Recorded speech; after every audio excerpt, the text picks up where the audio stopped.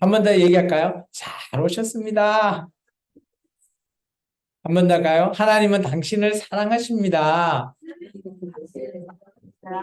네, 반갑습니다.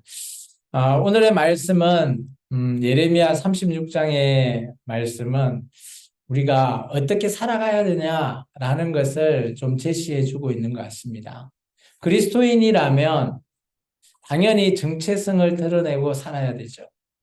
근데 오늘날 우리 사회는 어떻게 하면 오히려 정체성을 드러내지 않고 잘 비밀을 간직해서 살까 이렇게 생각하시는 분들도 있습니다. 좀 우스갯소리로 제가 한 얘기죠. 근데 이 정체성이라는 것은 정말 우리의 결단과 우리의 고백이 없으면 우리가 이 정체성을 지킬 수가 없습니다. 예수 그리스도를 믿는 정체성, 내가 아니라 내가 내 마음의 주인이 아니라 나의 주인 되시는 주 예수 그리스도께서 나에게 오셔서 내가 예수님의 종으로 이 땅에 살아가겠노라 결단하는 것이기 때문이죠. 오늘 36장의 말씀의 제목을 제가 이렇게 정해봤습니다. 오늘 36장 3절에 있는 말씀이에요. 너희는 각각 악한 길에서 돌이켜라. 그리하면 내가 너희의 그 악과 죄에서 용서해 줄게 라는 말이에요. 오늘 하나님께서는 우리에게 언제나 돌아오기를 원하십니다. 하나님의 백성이 하나님을 떠나게 되면 언젠가는 죽게 되죠. 우리가 죽는다라는 의미를 성경은 이렇게 얘기합니다. 우리가 죽는다라고 하면 우리의 육체가 영혼이 분리되어서 근데 이 땅에 묻힌다라고 보통 생각하는데 성경은 그렇게 기록하고 있지 않아요. 우리가 호흡하고 살아있지만 내가 하나님과의 관계가 끊어져 있는 상태를 죽은 상태라고 말하고 있죠. 예수님께서 이렇게 얘기하셨습니다. 마태복음 15장인가요? 그거 보면 나뭇가지와 나무의 비유를 통해서 나뭇가지가 나무에서 딱 끊긴 순간 우리가 그 나뭇가지가 죽었다고 볼 수 있나요? 우리는 보통 사람은 죽었다고 안 봐요. 꽃꽂이 있잖아요, 꽃꽂이. 꽃꽂이를 탁 해놓으면 이쁘잖아요. 근데 얼마 있으면 어떻게 되죠? 그 꽃꽂이는 일시적으로 사는 거죠. 물을 그저 빨아들일 수 없기 때문에 죽을 수밖에 없는 겁니다. 오늘 성경에서 말하는 죽음은 바로 이런 것이에요. 우리가 하나님을 떠나 있다면 우리를 그저 살게 하는 그 공급은 그 소스가 우리가 받지 못하기 때문에 언젠가는 우리는 하나님과의 관계가 끊겨버리고 단절되어서 죽을 수밖에 없다는 거죠. 오늘 36장을 제가 이렇게 한 장으로 표현을 해봤습니다. 우리의 악한 길, 악과 죄에서 돌이키라. 이 돌이키라는 뜻이 회개하라라고 교회에서는 얘기하고 있죠. 그러면 내가 너희를 용서해 줄게 라고 말합니다. 여기서 악한 길은 나쁜 행동을 하는 거예요.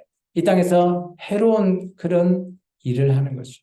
우리 3절의 말씀을 보면 이렇게 나오죠. 내가 그들에게 내리려 한 모든 재난을 듣고 여기 재난이라고 하는 단어가 똑같이 악한 길과 동일한 원어로 되어 있습니다.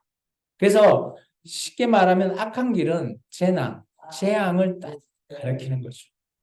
그리고 악과 죄는 우리가 잘 알고 있는 악이라는 것은 부정한 것을 행하는 겁니다. 그리고 죄는 알죠? 우리가 늘 짓는 그 죄를 가리키는 거예요.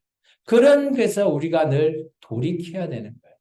돌이키다라는 원어는 슈버라고 하는 원어를 가지고 있습니다. 이 슈버라고 하는 것은 하나님께서 나한테 돌아오라는 거예요. 하나님은 언제나 우리에게 회개하기를 기대하시는 하나님의 마음이 이 슈버라고 하는 단어에 포함되어 있다고 보시면 돼요. 나중에 제가 회개에 대해서 구약 성경과 신약 성경이 어떻게 이렇게 다루고 있는지를 좀 살펴볼 거고요. 오늘 말씀을 좀 더 보겠습니다. 그리고 첫 번째 키워드는 돌이키라라는 거죠. 그럼 두 번째 키워드는 뭐냐? 바로 하나님의 말씀을 낭독하라는 겁니다. 그 전에 뭘 해야 되죠? 기록하라는 거죠. 오늘 하나님의 말씀을 우리는 말씀을 낭독해야 돼요. 낭독한다라는 단어가 뭐예요? 오늘 낭독한다. 이게 카라라고 하는 단어입니다.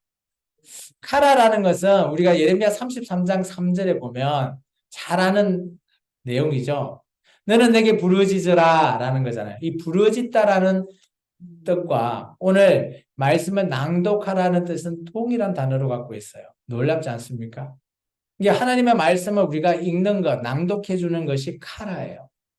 우리는 카라라고 하면 기도에만 너무 적용한다라는 거죠. 기도할 때 물론 당연히 하나님을 부를 때도 카라라고 하는 단어를 쓰고 있어요. 이게 하나님의 말씀을 우리가 읽는 게 하나님 앞에 기도하는 거와 동일하다라고 보시면 돼요. 그래서 우리가 말씀을 늘 읽는 것, 이게 하나님께 기도한다라고 생각해도 원어로 보시면 동일합니다. 그래서 우리가 하나님의 말씀을 낭독해야 된다라는 게 뭘까요? 하나님의 말씀을 우리가 귀중히 여기는 거죠.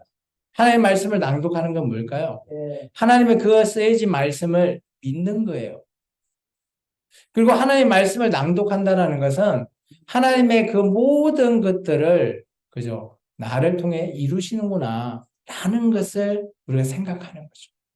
이게 바로 오늘 36장의 두 가지의 키워드를 제가 소개하고자 합니다. 먼저 1장에서 3절의 내용은 시기적으로 요야김 4년에 일어난 일입니다. 그때 그죠? 바룩이 이 책에 두루마리 책에 기록하는 거죠. 쉽게 말하면 이 두루마리라는 것은 책으로 보시면 돼요. 오늘날 책. 이전에는 책이나 이런 것들을 인쇄하는 기술이 없었기 때문에 일일이 손으로 썼어요. 그리고 큰 이런 뭐 양피지나 아니면 뭐 갈대숲을 엮어서 일일이 쓰고 나서 돌돌돌돌 말았다라는 거죠. 그래서 두루마리라고 말하죠. 쉽게 생각하면 우리가 TV 보면 조선시대 이런 왕이 나오면 상소문 있죠. 상소문이 어떻게 돼 있어요? 똘똘똘 맞춰 있죠. 그리고 쫙 풀면 그것을 읽잖아요. 그런 식으로 되어 있다라고 생각하시면 됩니다. 오늘 2절에 보시면 내가 내게 일러준 모든 말을 거기에 기록하라라고 되어 있습니다. 여기는 어떤 내용이 있을까요? 36장에는 하나님이 예레미야에게 일러준 말이 다 기록되어 있는 거예요. 그거에 대한 내용은 나중에 요약해서 나오긴 하는데 그 내용이 뭔가 하면 1장에서부터 35장의 내용이 다 기록되어 있다라고 보시면 돼요. 그러면서 오늘 현재 남유다가 그죠? 멸망으로 가고 있기 때문에 그들에게 이렇게 얘기합니다. 우리 3절의 말씀만 다시 한번 읽어볼까요? 유다 가문이 내가 그들에게 내리려 한 모든 재난을 듣고 각기 악한 길에서 돌이키리니 그리하면 내가 그 악과 죄를 용서하리라 하시니라. 오늘 36장은 하나님이 이 회개를 기대하는 마음, 이게 36장의 가장 중요한 핵심 요절입니다. 이거 하나가 가장 중요해요. 우리가 말씀을 본다라는 것, 말씀을 읽는다라는 것은 우리가 하나님 앞에 회개하지 않고는 그 읽는 것은 아무 의미가 없다라고 생각되어져요. 우리가 하나님 앞에 내가 이 땅에서 하나님 앞에 모든 죄를 자복하고 하나님 앞에 회개를 한 이후에야 하나님의 말씀을 읽거나 기록하거나 선포할 때 그 말씀이 능력이 있고요. 그 말씀이 진리대로 이루어진다는 거예요. 쉽게 말하면 요즘 우리는 성경을 읽는 게 참 쉽습니다. 책도 있고요. 또 핸드폰도 있죠. 핸드폰 안에 어플도 깔려 있어서 뭐 언제든지 성경을 읽습니다. 저도 핸드폰을 그 어플 깔아서 막 보기도 하고 하거든요. 쉽게 요즘은 대면을 해요. 근데 그렇다면 이 말씀을 그냥 대면하면 되냐? 저는 말씀을 대할 때는 이 3절의 내용이 참 중요하다고 봅니다. 나의 마음이에요. 내 마음이 하나님 앞에 온전히 서지 않는데 말씀을 읽은들 그 말씀이 믿어지지 않는다는 거죠. 그렇다면 정말 중요한 것은 내가 하나님 앞에 온전하게 회개하고 모든 것을 내려놓고 난 이후에 말씀을 바라는 거예요.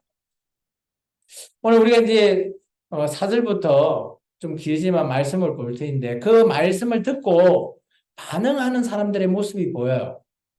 그 모습들을 좀 체크해 놓고 보시면 과연 나는 하나님 말씀을 봤을 때 어떤 모습일까? 한번 생각해 보자라는 거죠. 먼저 하나님의 말씀을 1차 낭독을 합니다. 오늘 4절부터 8절의 내용이거든요. 근데 이제 우리가 내용을 6절만 먼저 한번 읽어볼까요? 너는 들어가서 내가 말한 대로 두루마리에 기록한 여호와의 말씀을 금식일에 여호와의 성전에 있는 백성을 귀에 낭독하고 유다 모든 성읍에서 온 자들에게 귀에도 낭독하라. 하나님께서 바룩을 통해서 예레미야가 지금 붙잡혀 있거든요. 그래서 예레미야는 움직일 수 없으니까 바룩을 통해서 선포하게끔 하십니다. 그래서 바룩이 성경을 예레미야 말을 기록을 했어요. 그 기록한 것을 오늘 여호와의 성전, 쉽게 말하면 오늘 같이 생명나무 교회 예배당에 와서 말씀을 선포합니다. 대상은 보면 그죠? 많은 사람들, 유다의 모든 성읍에 있는 자들, 내 귀에 낭독하라. 들릴 수 있게끔 해라라고 하는 겁니다. 그래서 오늘 바룩이 8절에 보시면 하나님의 말씀을 낭독했다. 근데 그 전에 7절에 여호와 앞에 기도드리고 각기 악한 길을 떠난다라는 것이 하나님의 이 말씀을 낭독하고 난 다음에 들은 사람의 입장에서 이렇게 되는 길을 하나님은 기대하셨어요. 하나님의 말씀을 이렇게 오늘 제가 성경의 말씀 읽으면 그 말씀을 들은 당사자들이 내가 잘못 살았구나. 회개해야 되겠네. 이런 찔림에 의해서 우리의 악한 길을 떠나고 하나님 한패로 돌아가는 그런 것을 들을 수 있다는 겁니다. 그리고 나서 오늘 요아김 5년에 그죠? 다시 한번 2차 말씀을 낭독합니다. 조용하세요. 조용. 알겠어. 조용해요. 이때는 이제 하나님 앞에 금식을 선포하고 있는 그런 날입니다. 그런 날에 10절에 보시면 바룩이 모든 사람들 앞에 낭독을 해요. 근데 여기도 성전이에요. 성전에서 낭독을 하게 됩니다. 근데 이제 이 말을 들은 자의 반응은 1차, 2차에 대해서는 반응이 나오지 않아요. 근데 이제 3차와 4차는 반응이 나옵니다. 3차 때는 어쩐가 하면 그 말을 들은 사람, 그 중에 미가야라고 하는 사람이 오늘 이스라엘 민족의 고관들, 요즘 같으면 뭐 대통령의 뭐 밑에 그런 많은 자들, 아니면 국회의원들, 이런 사람들 앞에서 이 말을 다시 한 번 더 선포합니다. 3차와 4차는 바룩이 선포하지 않아요. 그래서 모든 고관들이 어디 있는가 하면 여기는 하나님의 성전에 있는 게 아니라 왕궁에 있다라고 얘기합니다. 그런데 이 말을 13절에 전했습니다. 그때 이 고관들이 이 말을 듣고 반응을 합니다. 3차도 바룩이 말씀을 낭독했네요. 16절입니다. 같이 읽겠습니다. 그들이 그 모든 말씀을 듣고 놀라 서로 보며 바룩에게 이르되 우리가 이 모든 말을 왕에게 하리라.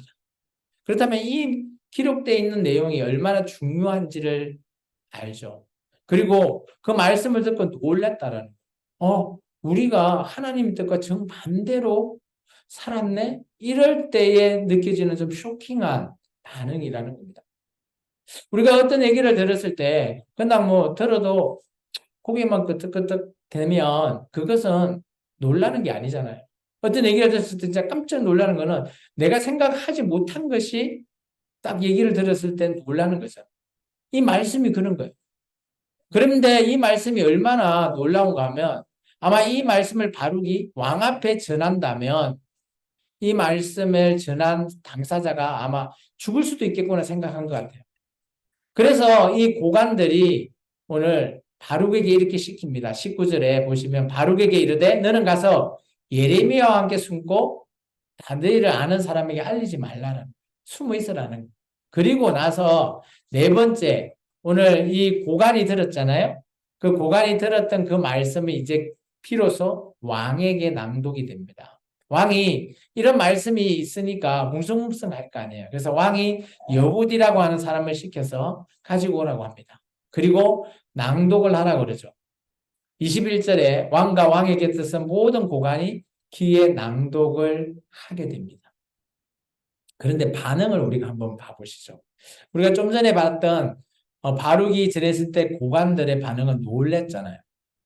그런데 여기 왕이 있는 자리에서 또 똑같은 말씀이 전해지는데 왕은 어떤 행위를 했냐? 이건 우리가 좀 읽어봐야 돼요. 자, 우리 23절입니다. 같이 읽겠습니다. 여우디가 서너 쪽을 낭독하면 왕이 면도칼로 그것을 연하여 베어 화로 불에 던져서 두루마리를 모두 태웠더라. 쉽게 말하면 성경책을 읽으면 성경책을 면도칼로 칙 찔러서 그냥 불태워버렸대요. 이것은 하나님의 말씀을 경홀히 여기는 거예요. 업신여기는 거죠.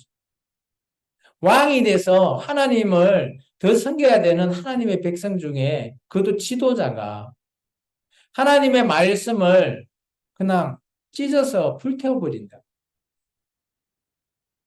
참 이런 업신여기는 이런 왕, 지도자를 보고 하나님이 얼마나 안타까워. 그래서 오늘 근데 옆에 있는 신하들이 반응도 이렇습니다. 말을 듣고 두려워하거나 옷을 찢지도 않아요. 무덤덤한다라는 거예요.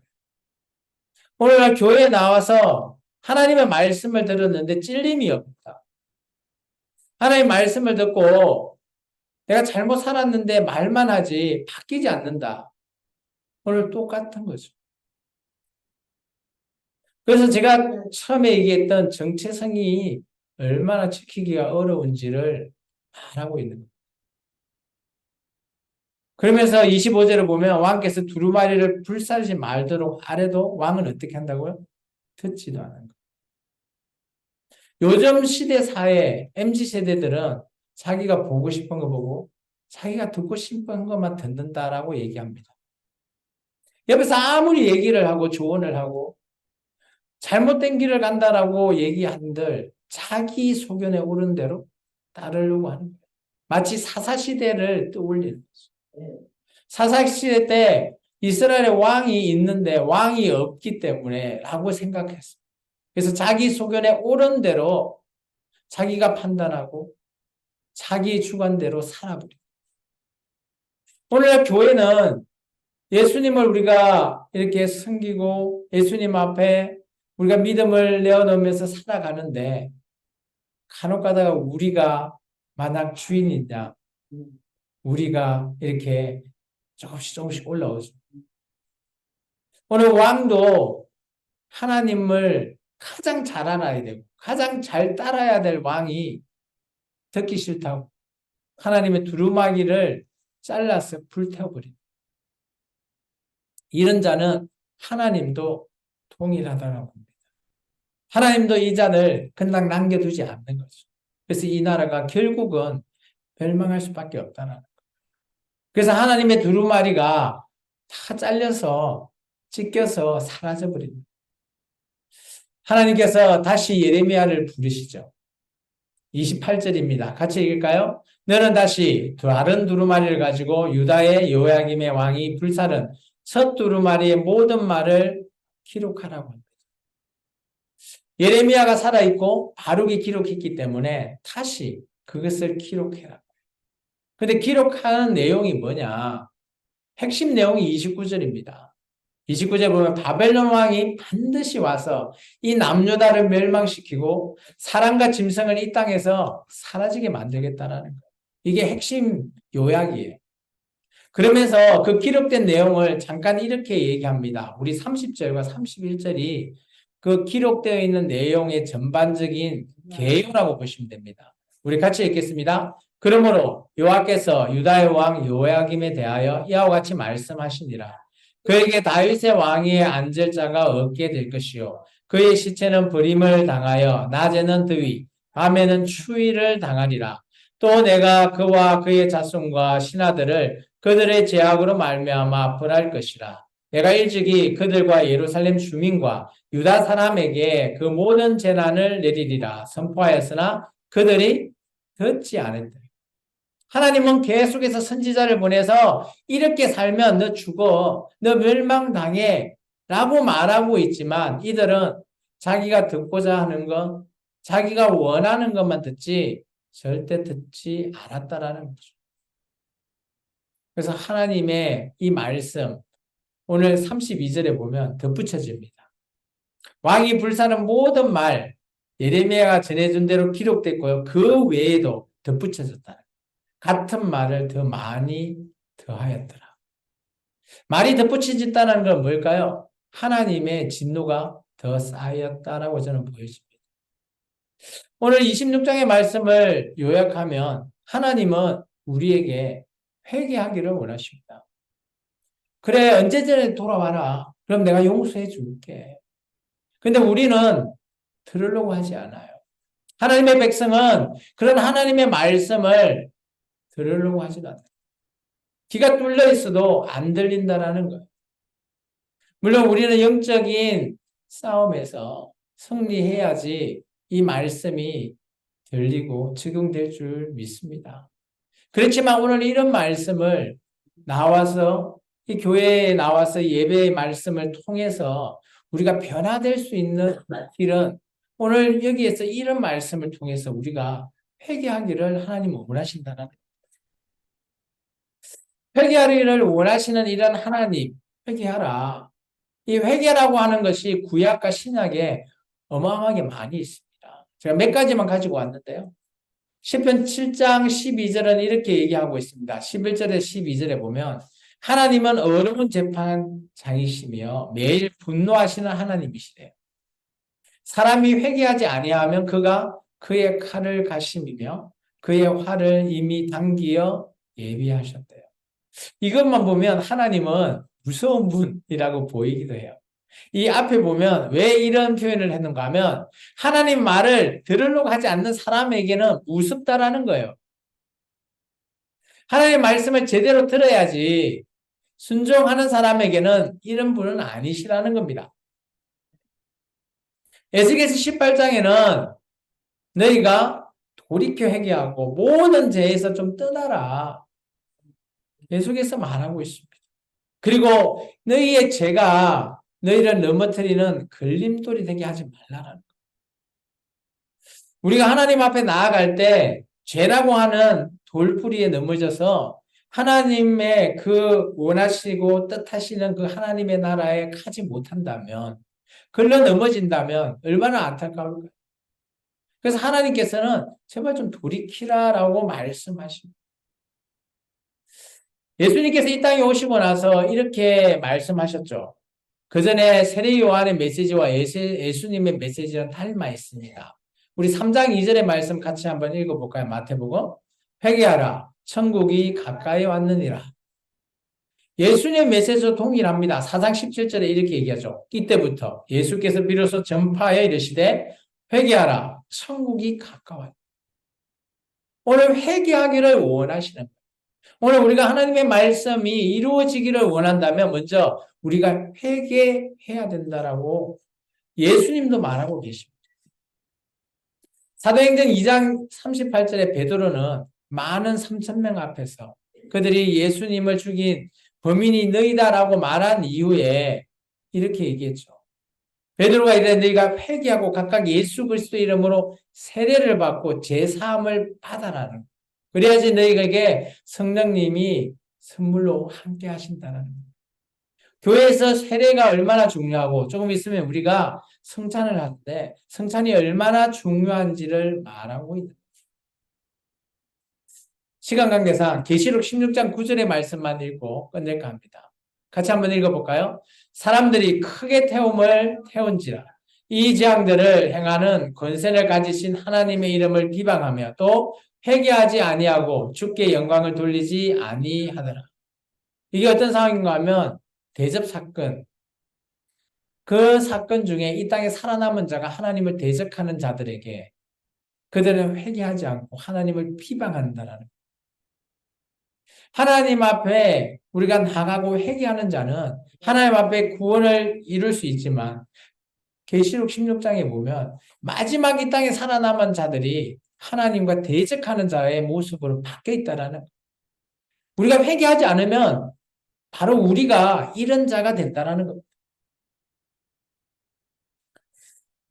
이것을 읽고 오늘 말씀을 마칠까 합니다. 같이 한번 읽어볼까요? 교회인 우리는 악한 길에서 돌이키고 회개를 통해 매일 우리의 구원을 이룹시다. 우리는 회개를 통해서 우리의 구원을 매일매일 이루어 나가는 그런 교회 나가 되기를 주의 이름으로 축원합니다.